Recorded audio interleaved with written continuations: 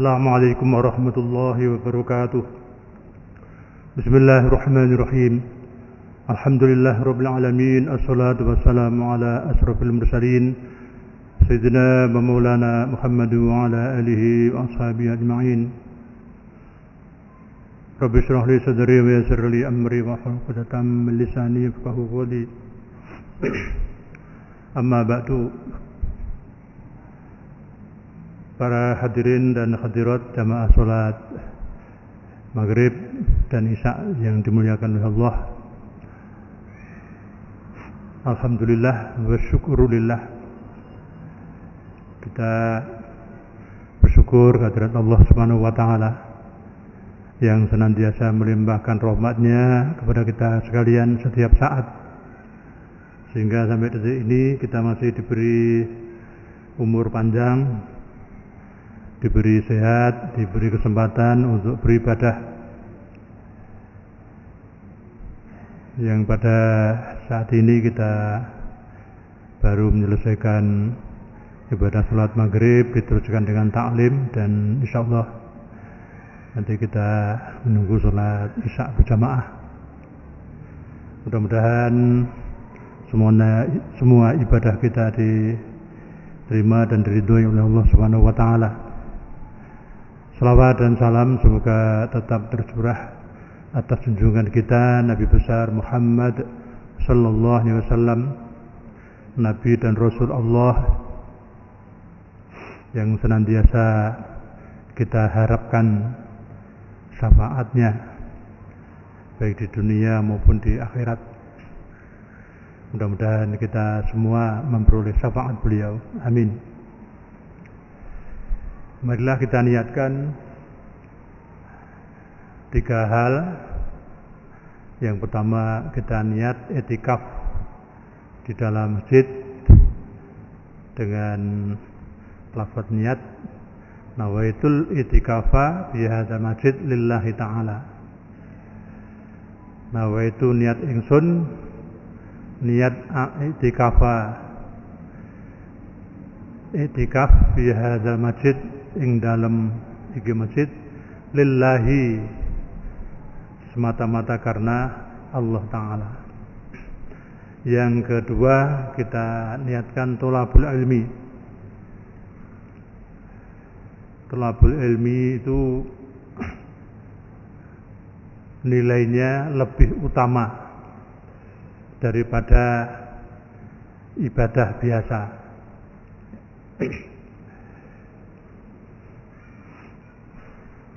Apalagi ini ilmu yang menyangkut hukum-hukum agama.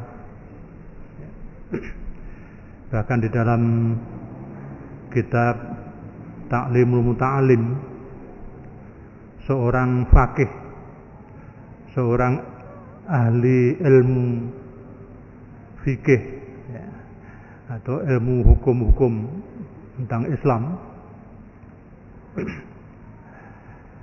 satu orang itu bagi setan itu lebih berat dibanding menggoda 1000 orang ahli ibadah, tapi yang tanpa ilmu. Fa inna faqihan wahidan mutawari'an asaddu minasyaitani min alfi abidi. Dan taklim ta'alim, seorang faqih, seorang ulama itu bagi setan itu lebih berat menggodanya dibandingkan dengan 1000 orang yang bodoh. Ibadahnya orang bodoh itu meskipun 1000 rakaat ya, itu masih lebih utama 1 rakaat sholatnya ahli ya, faqih ya. Makanya banyak sekali hadis Nabi tentang keutamaan ilmu itu. Ya, salah satunya yang sering saya sampaikan, saya tidak bosan-bosan menyampaikan kepada umat, kepada jamaah gitu ya. Betapa Islam itu menghargai begitu tinggi akan ilmu itu. Ini saya tulis ini, man salaka tariqan yaltamsu fihi ilman sahalallahu lahu tariqan ilal jannah, rawahu Muslim. Ini hadis ini sahih, diriwayatkan oleh Imam Muslim. Ini pakar periwayat hadis yang sangat handal. Man salaka, barang siapa menempuh tariqan, jalan, perjalanan, yaltamisu, yang tujuannya adalah untuk memperoleh fihi, dalam tariq, memperoleh apa? Ilman, satu ilmu, sahala, maka akan memudahkan sapa Allahu Allah lahu, kepada man, mudahkan apa? Mudahkan tariqon, jalan, ila jannah, menuju surga. Bayangkan, saudara, ilmu ngaji ya, ngaji apa kuliah apa, pokoknya niatnya adalah memperoleh ilmu, apalagi ilmu yang mampu mendekatkan diri kita kepada Allah ya. Maka Allah akan memudahkan ya. Mudah ya. Sahala, itu mudah, memudahkan. Tariqon ila jannah, jalan menuju surga. Jalan menuju surga itu kalau kita pelajari itu ya rumit ya. Tapi bagi orang yang berilmu maka itu mudah. Ulama, bahkan orang yang bertakwa ya. Orang yang bertakwa itu kalau takwanya atas dasar ilmu ya itulah yang penghuni surga. Innama yakhsyallaha min ibadihil ulama. Orang yang takwa kepada Allah itu hanyalah orang yang berilmu. Itu lain dengan tafsirnya itu mubalek abal-abal. Mubalek abal-abal tapi laris ya. Pengikutnya banyak. Dia dalil innama yakhsyallaha min ibadil ulama. Pokoknya orang yang takwa itu namanya ulama. Ya, ulama itu adalah orang yang bertakwa. Jadi siapapun orang yang bertakwa itu ulama. Sampai hewan pun katanya, hewan pun kalau dia takwa yaitu ulama. Itu salah besar. Itu mubalek, tidak pernah ngaji. Kemudian ini juga ada kata Nabi lagi, la yazalul mar'u aliman ma tulabal ilma fa idza dhanna annahu qad alima faqad jahula. Ini juga hadis ini. Seseorang itu senantiasa dikatakan alim, orang berilmu, selama dia mau belajar, mau mendalami ilmu. Fa idza dhanna annahu qad alima, apabila dia mengira, menyangka bahwa dia itu seorang alim ya, faqad jahula. Jangan dikira Pak Kiai itu, Pak Kiai yang sepuh-sepuh dulu itu selalu matlaah, selalu mencari ilmu yang belum beliau ketahui ya. Itu selalu. Kalau ada orang yang sudah merasa alim tidak mau belajar lagi, ya itulah orang bodoh ini katanya. Maka kita niatkan ya, meskipun ya satu atau dua huruf ya, kita belajar ya. Kita niat belajar, khususnya ilmu-ilmu yang menyangkut masalah keislaman. Yang ketiga, kita niat intidharus shalah al-adiyah, menunggu sholat berikutnya, sholat jamaah berikutnya. Seperti kita ini, tadi sudah sholat maghrib, sekarang kita menunggu sholat isya berjamaah, ya, sambil kita belajar. Ya. Ini juga luar biasa ini hikmahnya, fadilahnya.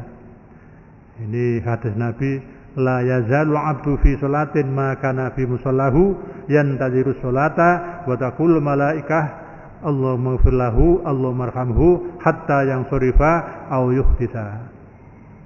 Seorang hamba seperti kita ini, al-abdu itu hamba,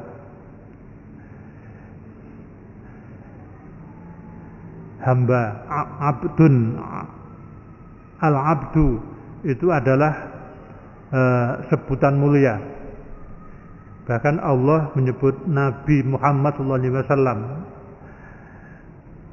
nabinya, rasulnya, ya, nabi dan utusannya itu juga dipanggil hamba.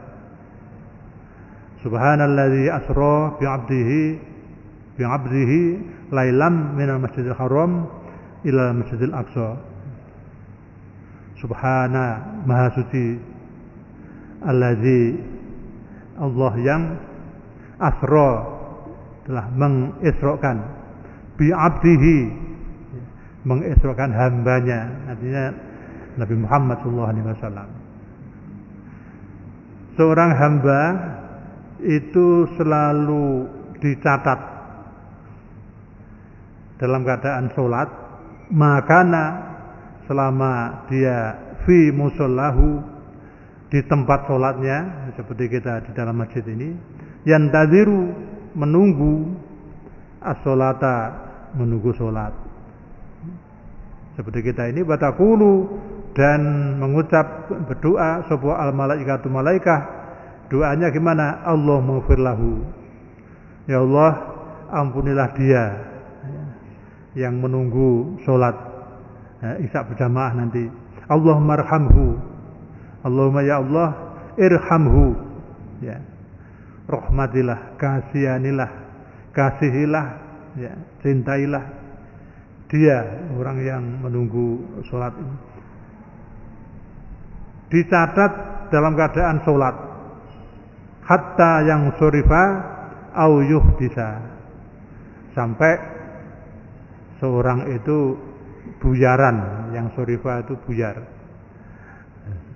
selesai, au yuhdisa atau hadas. Kita niat 3 hal itu, ala hadiniyah wa ala kulli niyatin sholihah. Al-Fatihah. A'udzu billahi minasyaitonir rajim. Bismillahirrahmanirrahim. Alhamdulillahirabbil alamin, arrahmanir rahim, maliki yaumiddin. Iyyaka na'budu wa iyyaka nasta'in. Ihdinas siratal mustaqim. Siratal ladzina an'amta 'alaihim ghairil maghdubi 'alaihim waladdallin. Amin. Materi kita masih masalah kitabun nikah, kitab yang menjelaskan masalah pernikahan, wa ma yata'allaqu bihi minal ahkami wal qudaya, dan hal-hal yang berhubungan dengan nikah, tentang hukum-hukum dan ketentuan-ketentuannya. Kemarin sudah sampai kepada permasalahan ini, melihat seorang laki-laki melihat perempuan, hukumnya laki-laki melihat perempuan itu ada 7, ya, ada 7 hukum, 7 macam hukum, ala sab'ati adrubin. Ini dijelaskan 7 hukum ini karena akan menjelaskan hukumnya laki-laki melihat perempuan yang akan dinikahi, gitu. Itu gimana? Nah, ini sekalian ada 7 macam. Laki-laki melihat perempuan itu 7 macam. Yang pertama,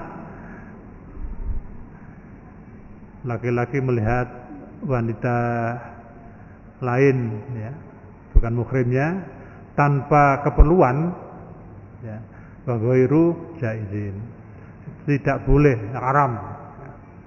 Yang pertama. Yang kedua, laki-laki melihat wanita, tapi wanita itu istrinya sendiri atau budak perempuannya, maka itu boleh melihat. Bahkan bolehnya itu ila ma'adal farja minhuma, jadi boleh melihat seluruhnya kecuali satu aja yang tidak boleh, yaitu farjinya atau kemaluannya. Nah, itu tidak boleh. Yang ketiga, laki-laki melihat perempuan bukan muhrimnya, ya. Nah, laki-laki melihat muhrimnya, ya, atau budak perempuan yang sudah bersuami, ya, itu juga boleh, ya. Boleh, tapi kecuali, ada kecualinya. Fima ada ma bainas surati war rukbah.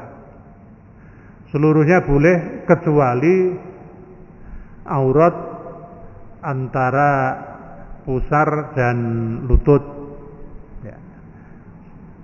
Bolehnya seluruhnya, yang tidak boleh itu ma ada itu selain. Kemudian war rabi'u, yang keempat an-nadhru li adin nikah. Nah, ini yang sebenarnya titik beratnya di sini pembahasan ini. Nontoni lah, cara Jawa nontoni, khidbah. Nontoni itu menurut syar'i bagaimana ini? Fa yajuzu ilal wajhi wal kafaini. Ternyata yang dibolehkan itu hanya melihat wajah dan kedua telapak tangan. Tidak boleh melihat yang lain, ya. Dibatasi. Nah, ini barangkali ada pertanyaan di antara kita ini dalam hati, ya. Loh, kalau gitu tidak bisa, ini mau dipakai selamanya kok hanya wajah. Ya, alhamdulillah Allah itu sangat bijaksana menciptakan manusia itu. Itu yang paling penting kalau dilihat dari luar itu wajah. Jadi seseorang itu kalau ingin mengenali identitas seseorang itu dari wajahnya, bukan dari yang lain-lain. Baru kalau wajahnya tidak bisa dikenali, misalnya rusak itu, ya baru yang lain. Tapi kalau dalam keadaan normal, yang dikenal itulah wajah. Wajah itu bisa menggambarkan fisik seluruhnya. Umumnya kalau wajahnya itu segar gitu, ya, ya fisiknya bagus, fisiknya juga segar. Kalau wajahnya pucat pasi gitu, ya itu menggambarkan fisiknya itu juga barangkali tidak sehat, ya gitu. Jadi wajah itu sudah cukup, ya cukup. Biasanya kalau wajahnya cantik gitu, ya umumnya, ya meskipun gak gemuk-gemuk itu ya dia cantik gitu. Wal khamisu lan utawi kang kaping 5 iku an-nazru, melihatnya laki-laki terhadap perempuan lain maksudnya ini, lil mudawati, untuk pengobatan. Mudawah itu artinya dawa, itu dawa itu obat. Mudawah pengobatan. Jadi ada seorang laki-laki dokter, ya, kemudian punya pasien untuk diobati. Itu yang boleh dilihat yang mana, ya, itu maksudnya gitu. Tidak boleh mentang-mentang dokter yang diperiksa itu semuanya, padahal yang sakit itu misalnya hanya kaki, ya, kaki keselio, terus dilihat semuanya, buka baju, tidak boleh. Faya juzu, maka itu boleh ilal mawadi'i, ke tempat-tempat. Mawadi' itu jamaknya maudi', tempat. Allati yahtaju ilaiha, yang diperlukan saja, yang diperlukan saja.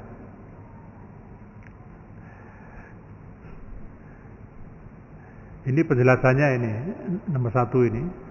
Rawa Muslim. Ada hadis yang diriwayatkan oleh Imam Muslim dalam kitab Sahih Muslim nomor hadis 2206. An Jabirin, dari sahabat Jabir radhiyallahu anhu, anna Umma Salamah radhiyallahu anha. Ummu Salamah itu adalah istri Nabi. Ummu Salamah istazanat, mohon izin. Siapa Ummu Salamah? Mohon izin ke siapa? Rasulullah sallallahu alaihi wasallam. Pada Rasulullah sallallahu alaihi wasallam fil hijamah. Dulu berobat itu kebanyakan dengan cantuk, bekam. Ya, sekarang ada orang-orang yang nostalgia berobat seperti zaman Nabi, bekam. Ya, itu ya boleh-boleh saja. Hijamah itu bekam. Fa amara, maka ngutus sapa an-nabiyyu sallallahu alaihi wasallam, Nabi Muhammad sallallahu alaihi wasallam, Aba Thaibata, Abu Thaibah. Saya tidak tahu Abu Thaibah ini nama seseorang apa jabatan dokter ya. Sebab Thaibah, Tabibah ya. Ini mirip Tabibah. Tapi untuk sementara Abu Thaibah itu nama seorang ya. Nama seorang mengutus Abu Thaibah, ditunjuk tukang cantuknya, tukang bekamnya, ayah jumaha, untuk membekam kepada Ummu Salamah ya. Wa yustaratu ya, ini dalam kitab ini, wa yustaratu, dan disyaratkan apa bekamnya Ummu Salamah ke Abu Thaibah, ayyakuna ing yen ta ana apa zalika, yang demikian itu, biwujudi mahramin au zaujin, kalau ada wanita yang berobat ke seseorang dokter ya, atau perawat gitu ya, itu disyaratkan diantarkan, disertai dengan mahramnya atau suaminya. Jadi tidak boleh sendirian. Kalau sendirian bisa bahaya. Wanitanya masih muda, cantik, dokternya laki-laki juga masih muda ya. Terus di dalam ruang praktek berduaan. Nah, itu ada larangan hadis, la yahluwannar rajulu bi imra'atin fasalisu syaitonun. Jadi dalam Islam perbuatan zina itu perbuatan yang paling terkutuk. Wala taqrabuz zina innahu kana fahisatan wa sa'a sabila. Jangan dekat-dekat zina, karena zina itu adalah perbuatan kotor dan sejelek-jelek cara, sejelek-jelek jalan ya, fahisah. Maka tidak hanya zinanya sendiri yang dilarang, dekat-dekat saja tidak boleh. Sampai orang sepi-sepian ya, laki-laki perempuan berduaan sendirian, tidak ada temannya, itu juga haram. Maka termasuk ini, dan disyaratkan wanita yang berubat itu didampingi oleh mahramnya atau suaminya. Wa alla tudatu imra'atun tu'alijuha, dan disyaratkan ya, tidak ada dokter wanita, gitu gampangnya itu. Tidak ada dokter wanita, itu baru boleh dokter laki-laki. Wa idza wujidal muslimu la yu'dalu ila ghairihi. Wa idza wujida lan arikalane wujud sapa al muslimu dokter muslim, la yu'dalu tidak dibolehkan ila ghairihi. Jadi kalau ada dokter muslim, kita tidak boleh berobat ke dokter non Islam. Baru kalau tidak ada dokter muslim, tidak ada dokter wanita, ya, wanita itu baru boleh ke dokter yang lainnya, gitu. Itu yang kelima. Wasadisu lan utawi kang kaping 6 iku an-nadru, melihatnya laki-laki terhadap perempuan ajnabiyah lain, lisyahadati aw lil muamalati. Jadi melihatnya karena keperluan lisyahadah, untuk persaksian, untuk menyaksikan. Melihat, menyaksikan. Aulil muamalah, atau untuk keperluan bekerja. Lil muamalah, muamalah itu ya pergaulan sehari-hari, termasuk ya bekerja. Fayajuzu, maka boleh apa an-nazru, melihat ilal wajhi khosotan. Jadi boleh melihat ke wajah khosotan, khusus. Jadi khusus wajah. Ini penjelasannya di bawah ini. Ini satu ini ya. Rawa Muslim, rawahu ngriwayataken sapa Muslimun, Imam Muslim di dalam kitab Sahih Muslim nomor hadis 2206. Wasadisu, nah ini dua ini, bawah ternyata ya, bawah. Khosotan. Ini dua penjelasan. Iza kanat hajatan, iza kanat narikane ono apa an-nazrah, ono iku hajatan, karena hajat lima rifati tilkar mar'ah, untuk mengenali perempuan itu, walam turaf dunan nazri ilayya, dan tidak bisa dikenali, walam turaf lan ora bisa dikenali, dunan nazri, selain melihat, ilaiha, kepada mar'ah. Jadi karena untuk muamalah, untuk persaksian ya, itu memang diperlukan mengenali wajah. Bagaimana kalau tidak kenal ya? Untuk mengenali wajah itu ya dibolehkan melihat wajahnya itu. Yahtaju ilaiha.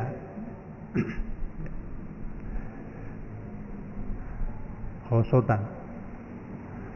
Wasabi'u, dan yang ke-7, wasabi'u lan utawi kang kaping 7 iku an-nadru, melihatnya laki-laki terhadap wanita ajnabiyah, ilal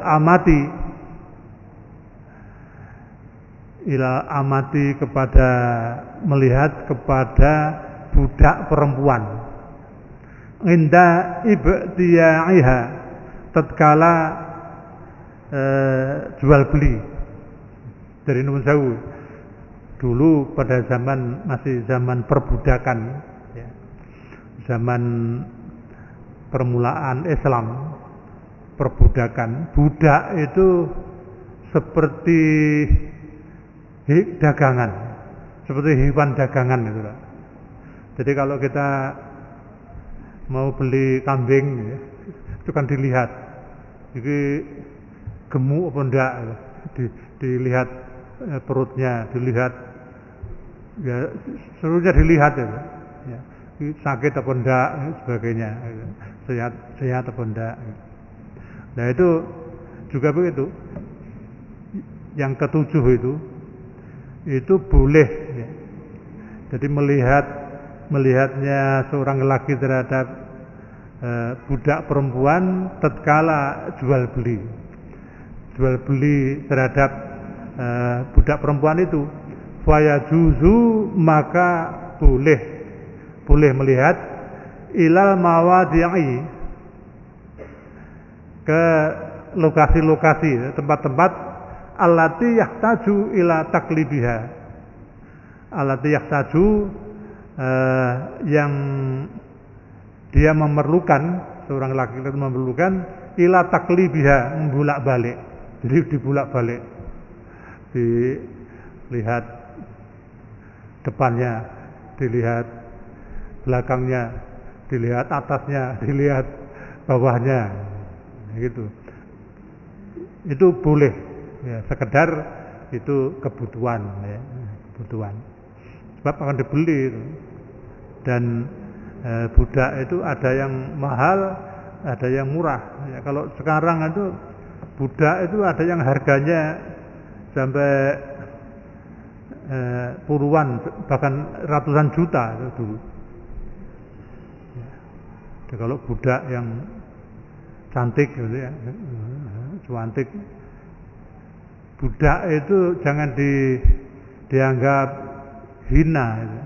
Budak itu bisa jadi itu adalah rampasan ya.